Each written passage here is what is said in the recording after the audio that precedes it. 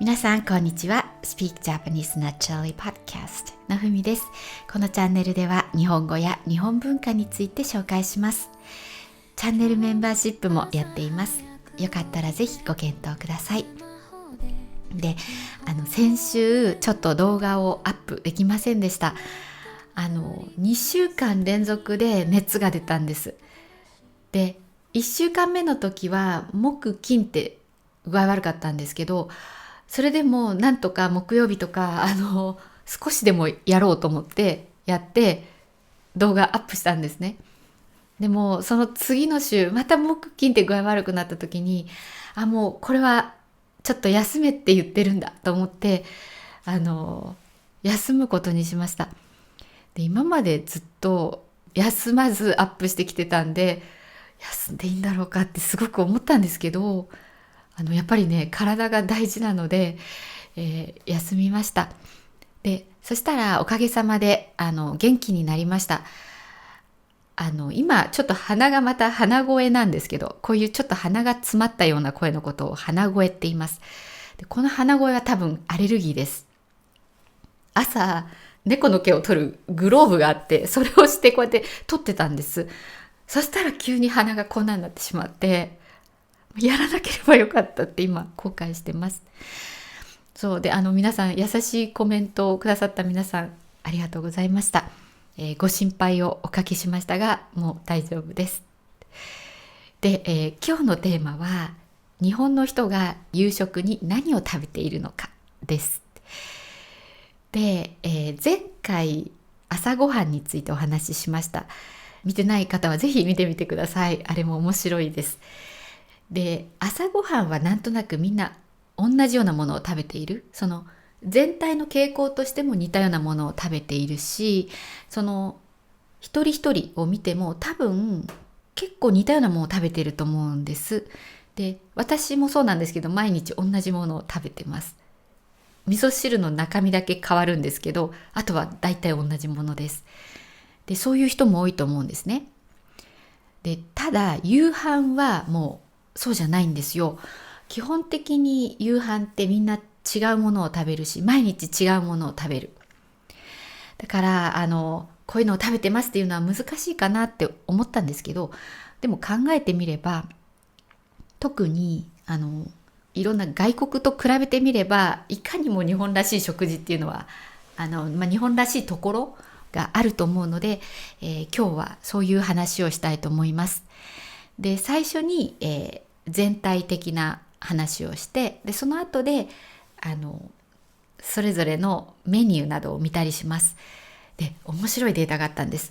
農林水産省が毎年結構前からやっている調査がありました。農林水産省っていうのは日本の省庁の一つです。で、農が農業の農で、林が林業の林。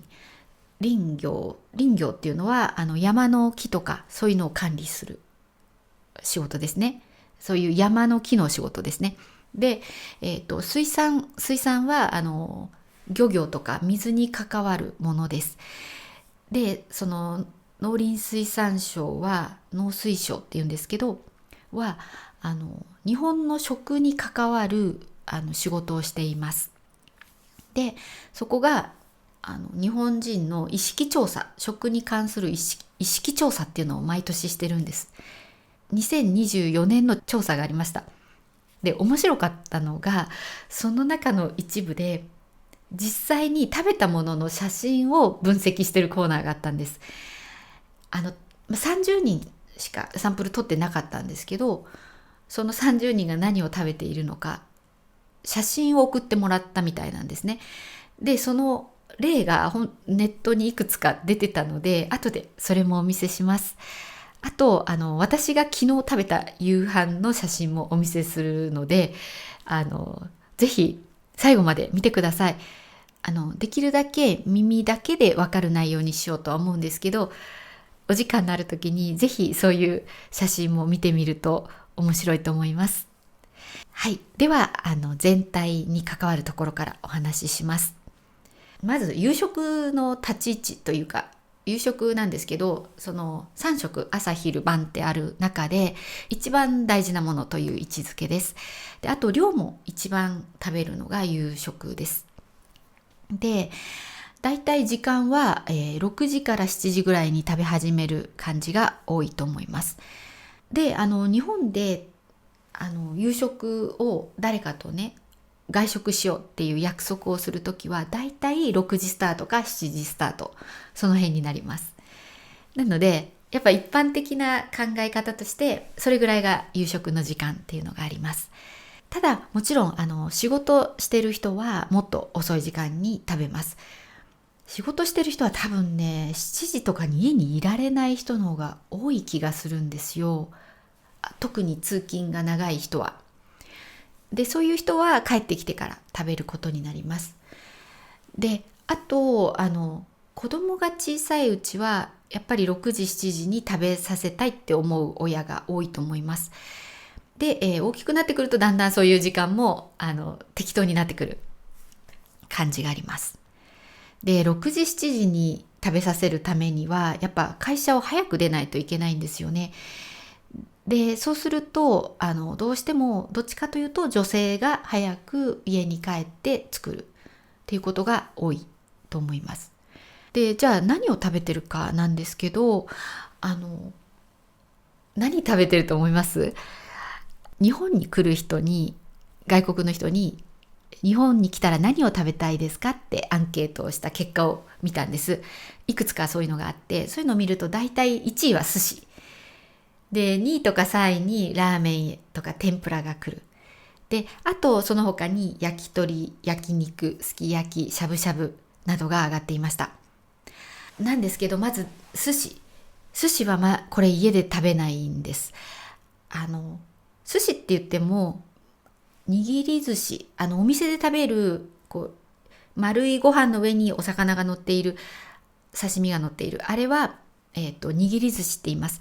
握り寿司は家では基本は作りません。で、その代わり、例えばちらし寿司って言って、握らないお寿司みたいなものですね。あとは手巻き寿司って言って、いろんなお魚とか卵とかきゅうりとか材料を用意しておいて、で、海苔を切っておくんです。で、海苔の上に自分でご飯を乗せて、食べたい具を入れて、で、くるくるってちょっと巻いて、巻くって言ってもそんなしっかり巻くっていうよりはちょっとくるってするぐらいで食べるのが手巻き寿司です。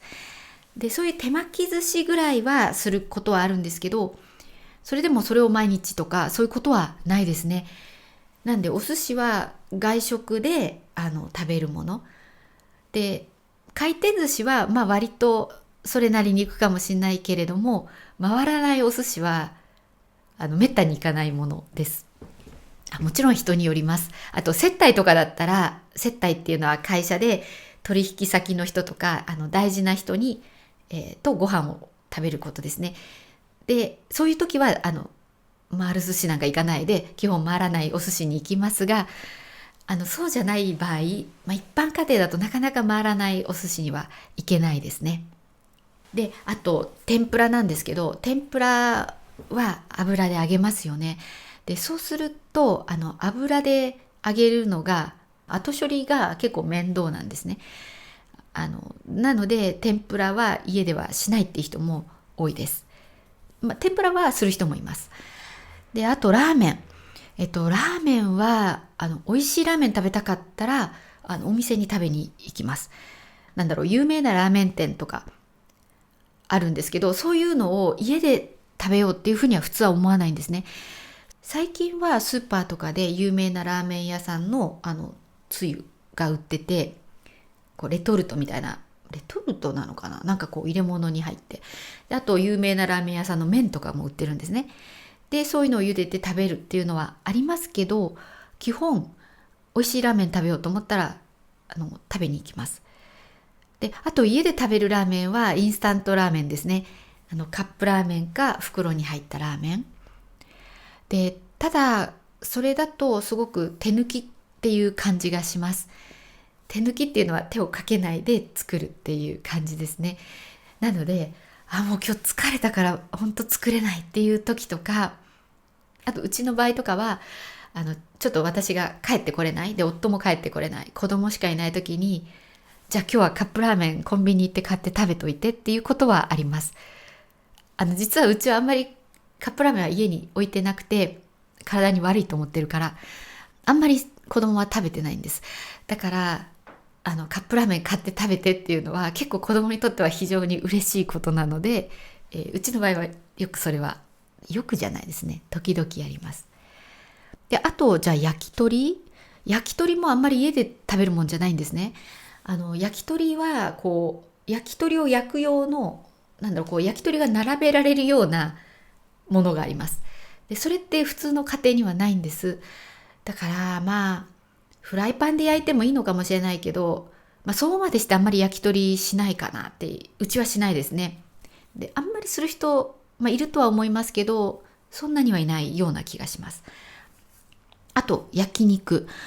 焼肉は家でも割とやるかもしれません。で、ただ、それも毎日食べるようなもんじゃないですね。で、すき焼き、しゃぶしゃぶ。この辺も肉が高いので、やっぱごちそうなんです。だから家でそんなに食べるものじゃないんですね。うちはすき焼きはよく、実家に行くとお正月にすき焼き食べます。すき焼きは牛の肉を大体使うんですけど、しゃぶしゃぶはうちは豚肉を使うんですね。で、薄く切った豚肉を買ってくるんですけど、しゃぶしゃぶはすき焼きよりはうちはしますね。それでも月1回なんかはしないですね。もう家を出た子供が帰ってくる時の一日のご飯はじゃあしゃぶしゃぶにしようかなとか、あと、そう、しゃぶしゃぶってすごい楽なんです。料理として。なんか料理しないというか、野菜を切っておいて、あとは実際は目の前でしゃぶしゃぶして食べるものだから楽なんですね。なので、楽したい時にやる、楽したいちょっと大事な時みたいなのがしゃぶしゃぶ多いですね。だから基本的に今言ったような寿司とかラーメンとかそういうのは家でそんなに食べるものではないんです。じゃあ何を食べてるのかなんですけど、皆さん一汁三菜という言葉は聞いたことありますか？和食がユネスコの無形文化遺産に登録されたんですけど、その和食を構成するのが一汁三菜の考え方なんです。で、一汁っていうのは一つの汁って書きます。スープですね。で、三菜は三つの野菜の菜ですね。で、菜がおかずのことです。で、おかずが、主菜と副菜2つで3つあるのが、理想の和食なんですね。で、主菜はだいたいタンパク質の取れる肉か魚で、副菜が、野菜とかそういうものになってきます。あと漬物とかもあるかな。で、この一汁三菜の中に入ってないんですけど、大事なのが主食です。で、日本の主食は、基本的にご飯ですね。ただ待ってください。朝ごはんで話したように主食となり得るものにご飯とパンとあと麺類があります。で、この中で夕食でどれくらいの割合で何が食べられているか、さっきの農水省のアンケートの結果によりますと、まずご飯が主食って人が 70% いました。で、パンが 5%。つまり朝ごはんはパンの方が多いんですけど、夕飯はもう明らかにご飯派が多いです。で、あと麺が 12.5%。で、その他っていうのが 12% ぐらいありました。で、その中には食べてないっていう人もいました。で、主食を食べないっていうのもダイエットの一つなんですね。糖質制限ダイエットっていうのがあって、ご飯って糖質なんですね。なので、それを食べないっていうダイエットをしている人も中にはいます。そういう人なのかもしれないですね。お米は炊いてないご飯がお米ですね。炊くとご飯になります。で、基本的にはご飯に合うようなおかずを作ることになります。で、どんな料理をするのかっていうと、だいたい4つの調理法があって、まず1つ目、よくあるのが炒めるです。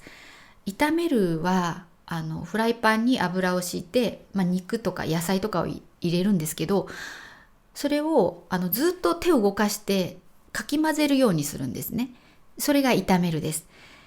で、焼くというパターンもあって、焼くのは、炒めると似てるんですが、ずっと手を動かしているのが炒める。で、焼くは動かさない。表焼いて、裏焼いて、で、多分もう一回ぐらい表焼くけど、もうそれで終わりとか、それが焼くです。なので、魚を焼くとか、ハンバーグを焼くですね。ってなります。で、あと、煮るっていう調理法があります。煮るは、味をつけた汁でぐつぐつ火を通すことですね。例えば、カレーは、ちょっと煮るっていうとなんか違う気がするんですけど、一応あれ、煮るの中なのかな。で、煮るっていうとやっぱり和食の中で煮るというと、煮物があります。煮物は煮たものなんですね。で、有名なのが筑前煮。筑前煮っていうのは根菜の入った煮物です。根菜っていうのは大根とか人参とかみたいな土の下にある野菜。それが根菜って言います。で、あとごぼうも結構日本ではよく食べられる根菜なんですけど、ごぼうとかが入っているのが筑前煮です。で、あと最後の調理の仕方として揚げるものがあります。揚げ物ですね。で、揚げるのはある程度の量の油で食材を火を通す。それが揚げるですね。例えば唐揚げとか天ぷら。あれは揚げてます。で、そういうのを揚げ物って言います。で、揚げ物は基本的にカロリー取りすぎるのであんまり良くない。だから特に年を取ってくると揚げ物を減らした方がいいよねっていうのは結構みんな考えるところです。で、そういう今言った炒める、焼く、煮る、揚げる、こういう調理法は皆さんの国もそうだと思うんですね。どこにもあると思うんですが、日本っぽくなってくるのが味付けの部分です。調味料ですね。皆さん料理のさしすせそって聞いたことありますか？ない人がほとんどなのではと思うんですけど、もし聞いたことある人がいたらコメントに書いてください。で、さしすせそ、これは調味料を表してるんですね。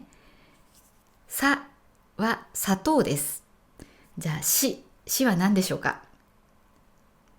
塩です。すはもうその言葉通りすですね。じゃあせは何か？これは難しくて、せは醤油です。昔醤油をせうゆって書いてたんですね。昔の表記だと。なんでせは醤油。じゃあそは何でしょうか？これも案外難しくって、ここだけ味噌のそです。それまで頭の最初の文字だったのに、味噌だけ2文字目になるんですけど、これが料理のさしすせそで、これ何かっていうと、その順番に調味料を入れなさいっていう教えなんですね。だからもし砂糖と塩と酢と醤油を使う料理ならば、まず砂糖を入れて、それから塩を入れて、その後に酢を入れて、その後に醤油を入れなさいっていうことなんです。で、なぜかというと、塩より砂糖を先に入れなきゃいけない理由っていうのは、砂糖の方が分子が大きいからなんですね。分子っていうのはその物質を構成する単位なんですけど、粒々が砂糖の方が大きいので、先に塩を入れちゃうと、食材の隙間に塩が入っちゃうと砂糖が入っている余地がなくなる。だから先に砂糖を入れておくと食材によく甘い味が染みるっていうことですね。砂糖使うんですけど、砂糖結構日本食って甘いものが多いんです。煮物も大体甘いし、照り焼きも甘いし、甘いものって多いんですよね。なんで夕飯のメインの炒めたり焼いたりするときに砂糖を入れるってことはよくあります。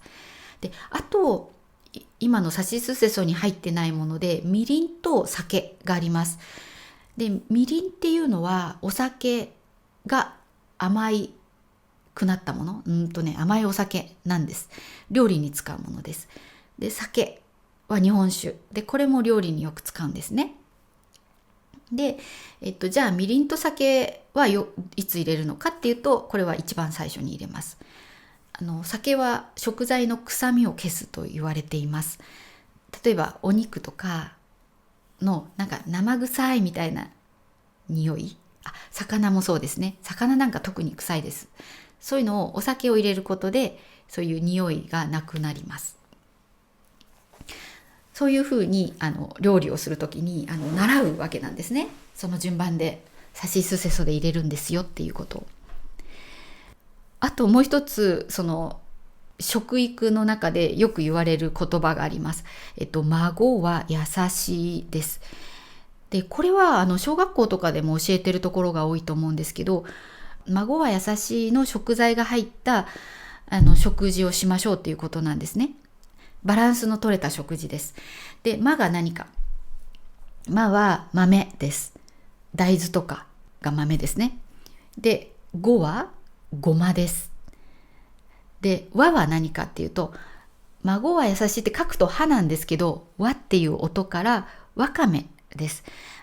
わかめに代表される海藻のことです。だからわかめとか昆布とかその辺ですね。で、優しいのやは野菜のやです。で、さは魚。で、しがしいたけに代表されるキノコ類です。和食とかよくそういうしいたけとか使います。あと最後のいは芋です。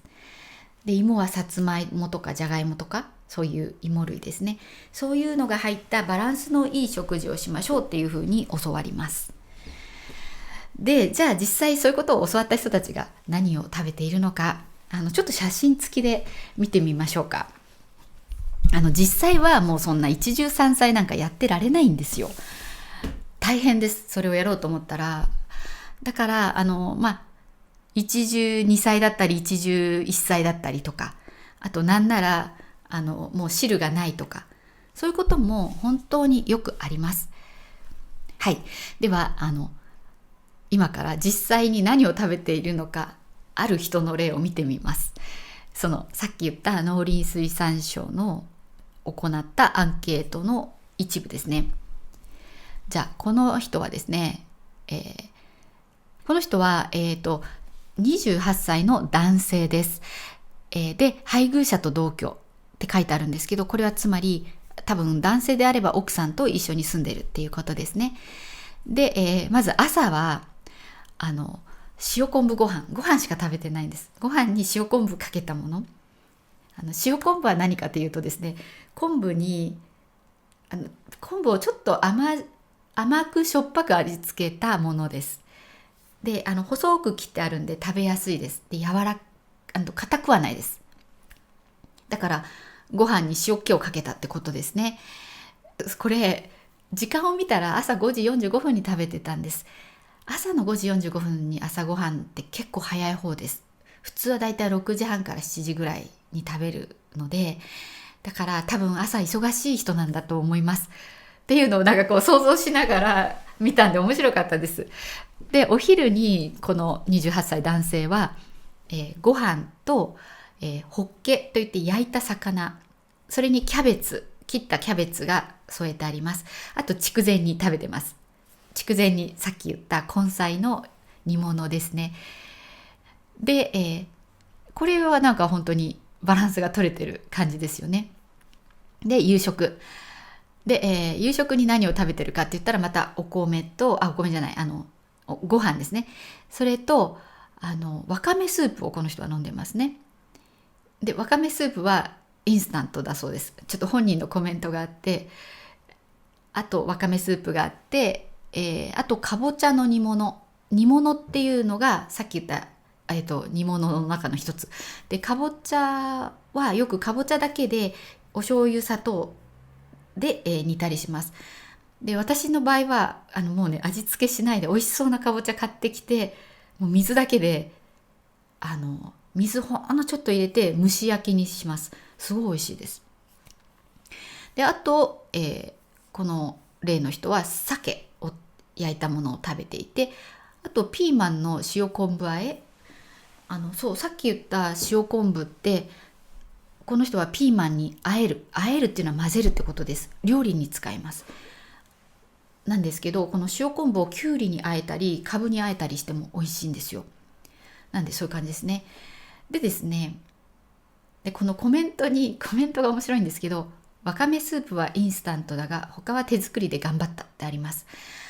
で、これはですね、多分ね、ちょっと私が想像したんですけど、こういう調査だから頑張んなきゃって言っていつもより品数が多い可能性があります。まあ朝ごはんはねそんなことないですけどね。じゃあ次は女性を見てみましょうか。これですね、27歳の女性です。で、この人も配偶者と同居ってあるので旦那さんと住んでるんですかね。でまず朝ごはんは、この女性はまずご飯に、韓国海苔、そしてプレーンヨーグルト食べてます。で、お昼はおにぎりですね。これ塩むすびだと思います。おにぎりっていろいろ梅干し入れたり鮭入れたりとかもしますけど、で周り海苔巻く、そうじゃなくてもう塩だけで握ったおにぎりもあります。それ塩にぎりとか塩むすびって言いますが、この方の場合まさにそれですね。で主食がそれで、あとおかずに、煮浸しっていうのがありますね。煮浸しともやしです。煮浸しっていうのは多分ほうれん草を茹でて、それをだしの効いたお醤油みたいのに浸す、つけるってことですね。それが煮浸しで、あともやしも、茹でて味付けしてある。この方韓国好きだとしたらなんとなくナムルっぽいのかもしれません。であと汁物で、ポトフを持っていったそうです。でこれはお弁当ですね。見るからにお弁当っぽいのでお仕事をしてる方なんだと思います。で夕食は8時40分、やっぱ仕事してると遅くなるってことですね。でご飯は炊き込みご飯と、唐揚げと納豆とトマト、そして味噌汁ですね。だから一応この方も一重で山菜になってるんですよね。唐揚げ納豆トマトで、そういうふうになんとなくバランスよく食べようっていう気持ちが伝わってきます。じゃああと子供のいる家庭見てみましょう。これですね、48歳の女性の、ものです。じゃあ朝ごはんは、9時に桃とデニッシュパンですね。コンビニとかで買った感じ、スーパーかコンビニとかで売ってるデニッシュを食べてます。で、日曜日なので、朝の9時で多分ゆっくり食べたんでしょうね。でお昼に食べてるのが炊き込みご飯。炊き込みご飯って何かっていうと、ご飯を炊く時にもう味つけて、あとちょっと具を入れて炊くものなんです。だいたい人参とかごぼうとか鶏肉とかそういうのを入れて炊きます。でそれでおにぎりにしてる。あともう一種類青菜のおにぎりっていうのがありますね。これちょっと多分もともとのそういうおにぎりの素っていうのも売ってるので、それで青菜っていうのは青い野菜なんですけど、それかもしれません。であと目玉焼きとハムときゅうりのおかずに桃のコンポート入り。もしかして桃がいっぱいある時期だったのかもしれないですね。でヨーグルトを食べている。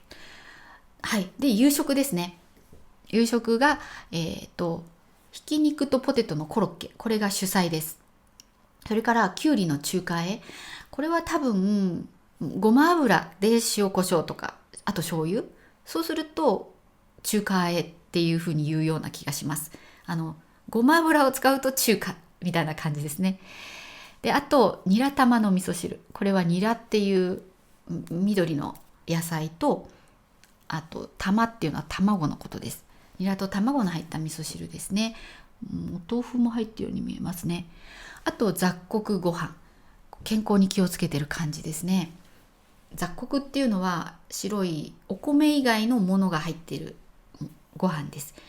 そうするとビタミンがいろいろ取れて健康にいいと言われています。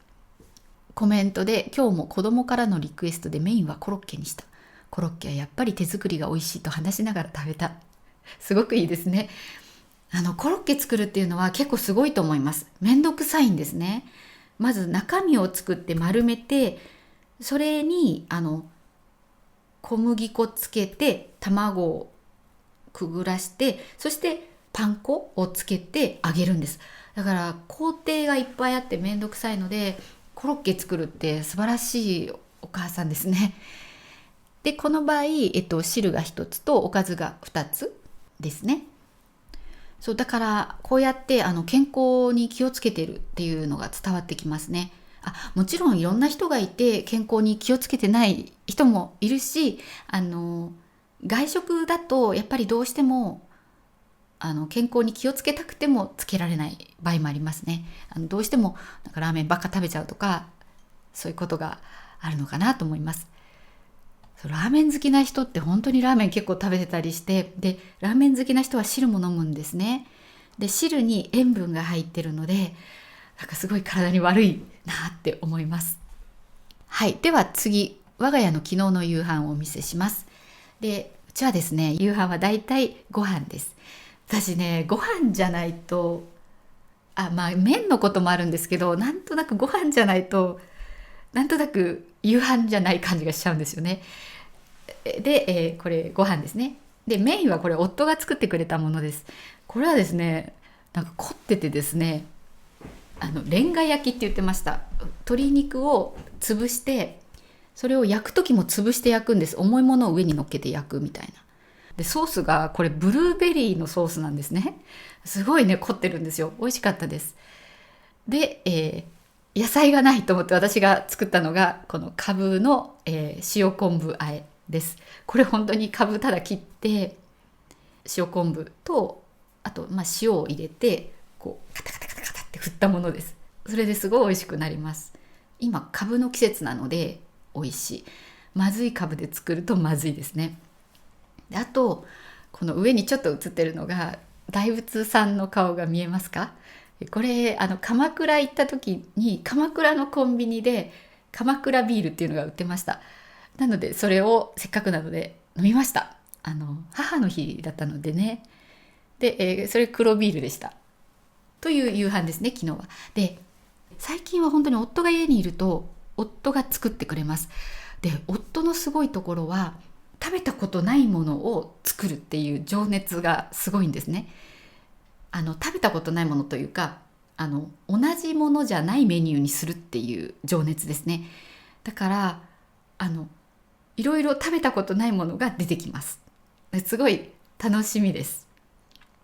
で逆に夫がいない時は私が作るんですけど、私が作るものはいつも同じようなものです。簡単なもの、しかもだいたい炒め物になります。そうするとで何を炒めるかっていうと、冷蔵庫の中に入っている肉まず見て、鶏のもも肉なのか胸肉なのか豚の細切れなのかひき肉なのか、この辺を見て、だいたいこの4種類がうちの冷蔵庫に入ってるんですね。でそのあるもので、そして野菜が何があるんだろうって見て、だいたいそれで、肉と野菜で炒めます。でうちはあんまり魚は食べないんです。で魚が高いっていうのもあります。